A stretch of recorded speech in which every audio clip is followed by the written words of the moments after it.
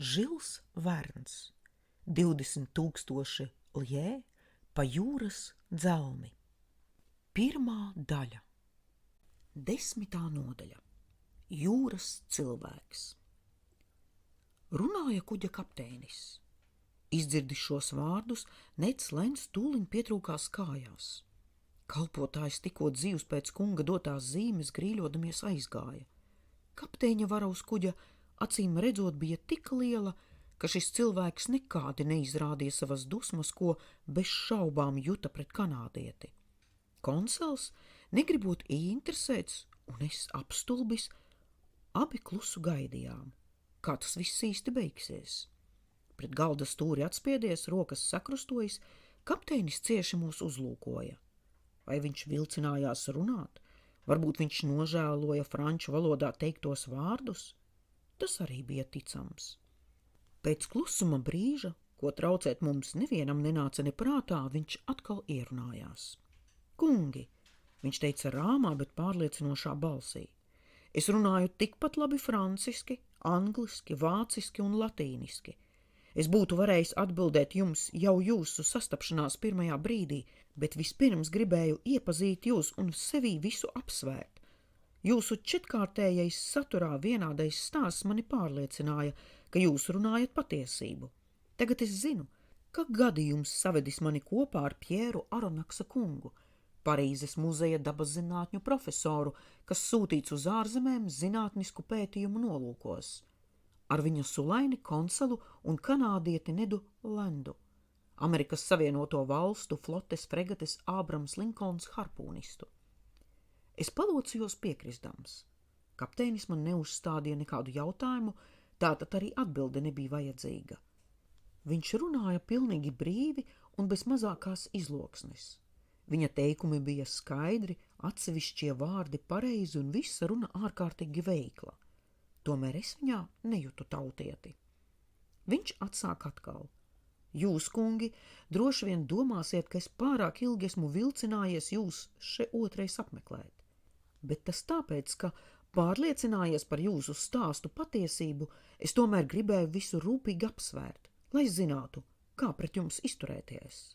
Ilgu laiku es šaubījos. Visnepatīkamākais gadījums jūs savedis kopā ar cilvēku, kas pilnīgi aizgājis no pasaules. Jūs esat ieradušies traucēt manu parasto dzīvi.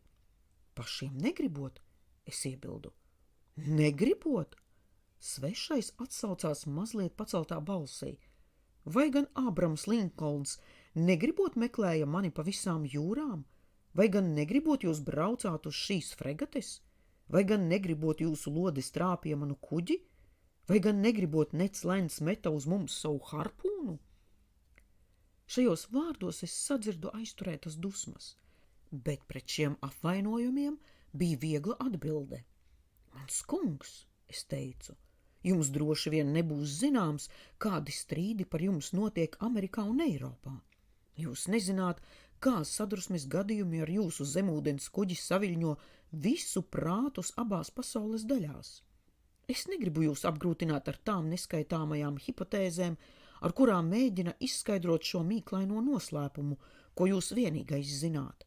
Bet to es jums varu teikt, ka vajādams jūs līdz viss tālākajam klusā okeāna nomalēm, Abrams Linkons domājis vajājam kādu iznīcināmu jūras nezvēru. Viegls smaids pārlidoja pār kapteiņa seju. Tad viņš teica rāmā balsī. Aronaksa kungs, vai varat apgalvot, ka jūsu fregate nebūtu šāvusi uz zemūdens kuģi tāpat kā uz jūsu minēto nezvēru? Šis jautājums mani apstulbināja, jo es zināju labi, ka kapteinis Faraguts nebūtu vilcinājies šaut arī uz zemūdens kuģi. Viņš būtu turējis par savu pienākumu to iznīcināt tāpat kā bīstamo narvali. Jūs sapratīsiet, kungi, svešais turpināja, ka man bija tiesības uzskatīt jūs par saviem ienaidniekiem. Uz to es neko nevarēju atbildēt. Kāpēc, lai strīdētos, ja viņš viegli varēja apgāst visus manus apgalvojumus? Es ilgi vilcinājos, kapteinis atsāka. Man nebija nekāda pienākuma dot jums patvērumu. Ja jau man jātiek vaļā no jums, kādēļ gan tad vēl apmeklēt un runāties? Es vienkārši varēju likt izvest jūs uz klāja, kur sākumā patvērāties. Ar savu kuģi es nolaistos dzelmē un aizmirstu, ka jūs arī reiz bijuši pasaulē. Vai man nebija tiesības uz to? Tās varētu gan būt mežoņa, nevis kultūras cilvēka tiesības, es atbildēju. Profesora kungs, kapteinis strauji atsaucās, es neesmu tas, ko jūs saucat par kultūras cilvēku. Esmu pārtraucis visus sakarus ar sabiedrību man vienam zināmu iemeslu pēc. Es nerēķinos vairs ar tās tikumiem un lūdzu tos man nekad neatgādināt. Tas bija teikts pietiekami skaidri. Naids un nicinājums paplaiksnījās svešā acīs, un es nojaudu, ka šim cilvēkam pagātnē ir bijuši drausmīgi pārdzīvojumi. Viņš ne tik vien kā nerēķinājās ar cilvēku sabiedrības likumiem, bet bija pratis nodrošināt savu patstāvību un neatkarību visplašākajā nozīmē. Kas gan mēģinātu sekot viņam jūras dzelmēs, ja jau virspusē visi uzbrukumi piedzīvoja pilnīgu neveiksmi? Kāds kuģis varētu turēties pretī viņa zemūdens triecienam? Kādas bruņas varētu izturēt tās ilkņa cirtienus? Nevienam viņš neatbildēja par saviem darbiem. Tikai Dievs, ja viņš ticēja tam un paša sirdsapziņa, ja viņam tāda bija, vienīgie varēja tiesāt viņu. Tādas domas strauji rosījās manā galvā, kamēr svešais klusēja it kā aizmirsies. Ieinteresēts un sabiedēts, es vēroju viņu tā, kā Epits savā laikā bija vērojis Sfinksu. Pēc ilgākā klusuma brīža kapteinis atkal atsāka. Es tātad vilcinājos, viņš teica, līdz beidzot nācu pie secinājuma, ka manas intereses tomēr savienojamas ar šo žēlsirdību, uz kādu ir tiesības ikvienam cilvēkam. Es paturēšu jūs uz šā kuģa, kur liktenis jūs atvedis. Jūs būsiet brīvi, varbūt mazliet citādi nekā līdz šim, bet tikai ar vienu noteikumu. Man pietiek, ja jūs apsolāties padoties šim noteikumam. Runājiet, es atbildēju. Man liekas, šis noteikums ir tāds, kam godīgs cilvēks var padoties. Jā, kungs, un noteikums ir šāds. Var notikt, ka neparedzētu iemeslu dēļ būšu spiests ieslēgt jūs kajītē uz dažām stundām vai pat uz dienām. Es vēlētos, lai man tad nebūtu jālieto vara kā šajā, tā citos gadījumos, un es prasu no jums labprātīgu paklausību. Tā rīkodamies, es noņemu no jums visu atbildību, jo jūs neredzēsiet to, kas jums nav jāredz. Vai pieņemat šo noteikumu? Tātad šeit notiek vairāk vai mazāk dīvaini gadījumi, ko nedrīkst redzēt cilvēki, kas nav pārtraukuši sakarus ar pārējo cilvēci. Šis nebija mazākais starp tiem pārsteigumiem, ko liktenis man nodomājis nākotnē. Mēs pieņemam, es atteicu, tikai atļaujiet vēl vienu jautājumu, vienu pašu. Runājiet, profesora kungs. Jūs teicāt, ka mēs uz šā kuģa būsim brīvi, pilnīgi brīvi, bet es gribu zināt, kā jūs domājat šo brīvību? Gluži vienkārši. Staigāt pēc patikas, redzēt visu, kas šeit notiek, atskaitot dažus atsevišķus gadījumus, vārdu sakot, jums būs tāda pati brīvība, kā mums visiem. Bija skaidri redzams, ka mēs viens otru nesaprotam. Atvainojiet, kungs, es teicu, bet šī brīvība nozīmē tikai cietumnieka brīvību pastaigāties pa citu cietumu. Ar to mēs nevaram būt mierā. Un tomēr jums ar to būs jāpietiek. Jūs gribat teikt, ka mums uz visiem laikiem jāatsakās no cerībām redzēt savu tēvzemi, draugus un radus? Jā gan, profesora kungs, bet nemaz nav tik grūti, kā jūs domājat, atmest šo nepatīkamo jūgu, ko jūs saucat par brīvību. Tā tikai vēl trūka, Neds Lens iekliedzās, es nekad jums nedošu solījumu, ka nemēģināšu izglābties. Jūsu solījumu es nemaz neprasu, kapteinis vēsi atbildēja. Kapteiņa kungs, es iebildu, jūs aplam izlietojat savu varu pret mums, tā ir cietsirdība. Gluži otrādi, profesora kungs, tā ir žēlsirdība. Jūs pēc cīņas esat kļuvuši mani cietumnieki. Es saudzēju jūs, lai gan mana pirksta mājiena pietiktu nogremdēt jūs okeāna dzelmē. Jūs man uzbrukāt. Jūs gribējāt atklāt noslēpumu, ko neviens cilvēks pasaulē nedrīkst zināt. Manas eksistences noslēpumu. Un tad vēl jūs cerat, ka es jūs izcelšu malā uz zemes, kurai par mani nekas nav jāzina? Nekad! Jūs aizturēdams, es nedomāju tik daudz par jums, cik pats par sevi. Šajos vārdos bija dzirdama tāda noteiktība, pret kuru strīdēties būtu gluži velti. Tātad, kapteiņa kungs, es iebildu, jūs pavisam vienkārši ļaujat mums izvēlēties dzīvību vai nāvi. Pavisam vienkārši. Mani draugi, es teicu, uz tādu jautājumu nav vērts pat atbildēt, bet arī nekādu solījumu mēs šā kuģa kapteinim neesam devuši. Nekādu, svešais atbildēja. Tad vēl piebilda mazliet maigākā balsī. Atļaujiet man pabeigt to, ko es gribēju jums teikt. Es pazīstu jūs, Arunaksa kungs. Ja nebūtu jūsu biedru, jūs personiski nevarētu žēloties, ka esat kļuvis mana likteņa dalībnieks. Starp manām mīļākajām grāmatām ir arī tā, ko jūs esat sarakstījis par jūras dzelmes noslēpumiem. Es to bieži lasu. Jūs tur esat attēlojis visu tik tālu, cik to atļauj jūsu sauszemes zinātne. Bet jūs nezināt visu, jūs neesat redzējis. Atļaujiet man teikt, profesora kungs, ka jūs nenožēlosiet uz mana kuģa pavadīto laiku. Jūs izceļosiet brīnišķus apvidus. Droši vien jūs vienmēr jutīsieties dziļi pārsteigts un sajūsmināts. Tik drīz jums nemaz neapniks ainas, kas nemitīgi pavērsies jūsu acīm. Kas to lai zina? Varbūt es pēdējo reizi tagad apbraukāšu tik daudzkārt, ja izceļotos zem jūras pasaule, un jūs būsiet mans pavadonis.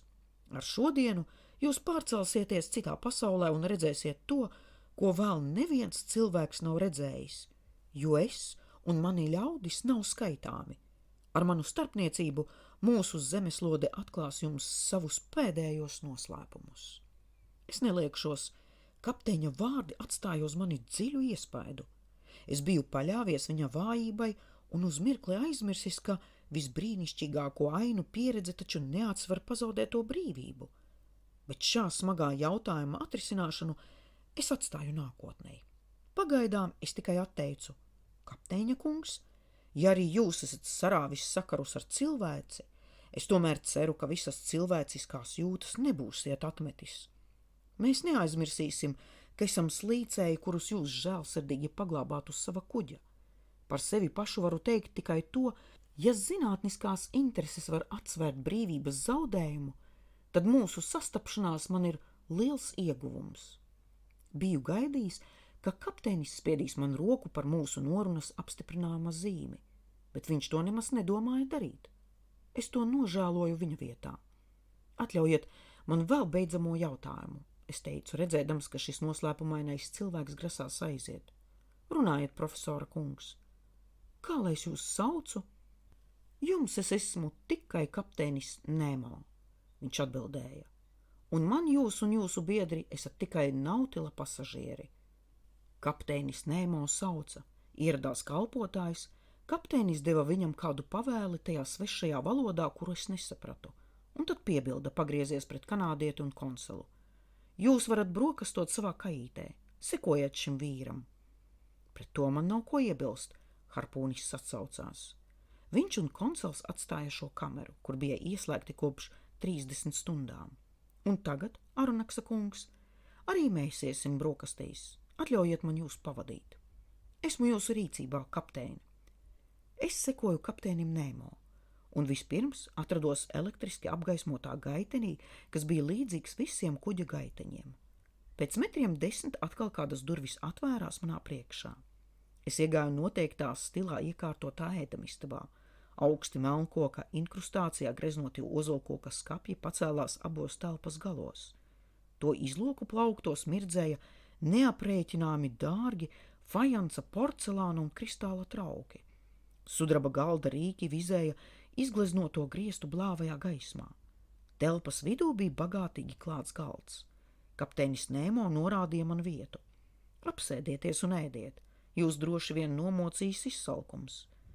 Brokastīs bija jūras ēdieni, un bez tam vēl daži man pavisam sveši un nenoteicami garšīgi tie bija, bet es tikai pamazām varēju pierast pie tiem.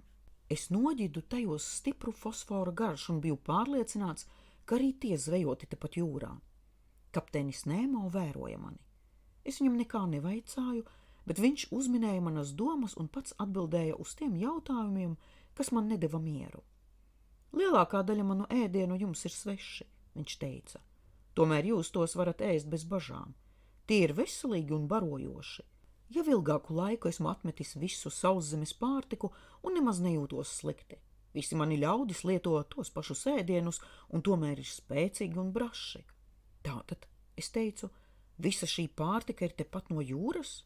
Jā, profesora kungs, jūra man piegādā visu, kas vien vajadzīgs. Dažkārt es izmetu tīklus un tūliņ tos ievelku pārpilnus. Dažkārt atkal nolaižos savās cilvēkam šķietami nepieejamās dzīlēs un lencu medījumu savos zemūdens mežos. Kā vecā gana Neptūna ganāmie pulki, manējie bez bailēm klejo okeāna bezgalīgajās prērijās. Manā rīcībā ir plaši apvidi, kurus es izmantoju. Izbrīnījies, es paskatījos kapteinī Nemo un teicu: es saprotu, kapteiņa kungs, ka jūsu tīklos ieķeras tās visu garšīgākās zivis. Grūtāk man saprast, kā jūs piekļūstat savam ūdens medījumam šajos zemūdens mežos. Bet pagalam nesaprotami man, kā jau tā vismazākā kripatiņa lopu gaļas var nokļūt uz jūsu galda. Profesora kungs, kapteinis Nemo atsaucās, jums jāzina, ka es nekad neēdu sauszemes dzīvnieku gaļu. Bet kas tad tas? Es ieminējos norādīdams uz trauku ar kāda cepeša paliekām. Tas, ko jūs, profesora kungs, domājat, esam gaļu, ir tikai jūras bruņurupuča cepetis. Un ko jūs ēdat kā cūkas ragū, ir delfīna aknas. Mans pavārs ārkārtīgi labi prot pagatavot ēdienus no dažādiem okeāna produktiem. Nobaudiet visu, kas to uz galda. Šos holotūriju konservus mans malajietis uzskata par vislabākajiem pasaulē. Šis krēms ir no vaļu piena, bet cukurs no vidusjūras lielajām aļģēm. Un vispēdīgi atļaujiet man piedāvāt jums jūras anemoņu ievārījumu, kas atsver pašus sulīgākos sauszemes augļus. Un es baudīju no visa vairāk aiz zinkārības, nekā aiz ēst gribas, kamēr kapteinis Nemo valdzināja mani ar saviem brīnišķīgajiem stāstiem. Aronaksa kungs, viņš teica, jūra mani ne tikai pārpilnām baro, tā mani arī apģērb. Drēbes, kuras jums pat labam mugurā, austas no dažu gliemežu pavadieniem, bisusiem.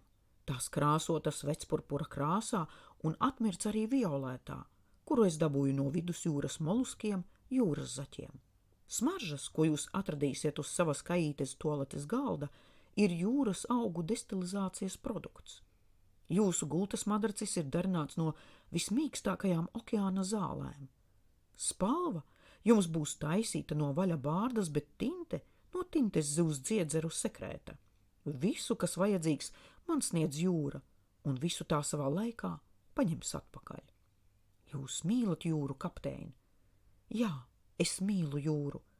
Jūra, tā man ir viss. Jūra aizņem 70 daļas no visas zemeslodes.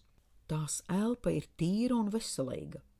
Tas ir bezgalīgs tuksnesis, kur cilvēks nekad nav atstāts, tāpēc, ka jūt sev apkārt virmojam nerimtīgu dzīvību. Jūra slēp sevī pārdabiskas, neiedomājamas būtnes, mūžam tā kustas, mūžam tajā rosas mīlestība, tā ir mūžīga dzīvība. Kā to teicis kāds no jūsu dzejniekiem, jo galu galā, profesora kungs, daba tajā izpaužas trijos veidos – minerālos, augos un dzīvniekos. Šie pēdējie šeit plaši pārstāvēti ar 4 zoofītu grupām, 3 posmkāju, 5 molusku, 3 mugurkaulnieku klasēm, zīdītājiem rāpuļiem un neskaitāmiem zivju bariem. Šajā bezgalīgajā dzīvnieku kārtā skaitās kādas 13,000 sugas, no kurām tikai 10. daļa dzīvo saldūdeņos. Jūra ir visplašākā dabas krātuve. Var teikt, ka zemeslode cēlusies no jūras un, kas zina, vai jūrā tā arī neaizies bojā. Jūrā slēpjas vislielākais miers. Jūra nepieder despotiem. Tās virspusē viņi vēl var izlietot savus netaisnos likumus, savstarpēji cīnīties, iznīcināt citu, veikt visas sauszemes šausmas. Bet 30 pēdu zem līmeņa viņu vara beidzas. Viņu iespējas izdziest, viņu spēks zūd. Ak, profesora kungs, dzīvojiet jūras klēpī. Vienīgi tur rodama īsta neatkarība. Tikai šeit nav neviena kakla kunga, tikai šeit ir pilnīga brīvība. Kapteinis Nemo spēja pārtrauca savu pārāk jūsmīgo runu. Vai viņš bija pārkāpis savu parasto savaldības robežu? Varbūt pateicis par daudz? Brīdi viņš staigāja ļoti uzbudināts, bet pamazām atkal nomierinājās, tā seja kļuva salta kā vienmēr. Man pievērsies, viņš sacīja: ja jūs, profesora kungs, vēlētos tagad aplūkot Nautilu, esmu jūsu rīcībā.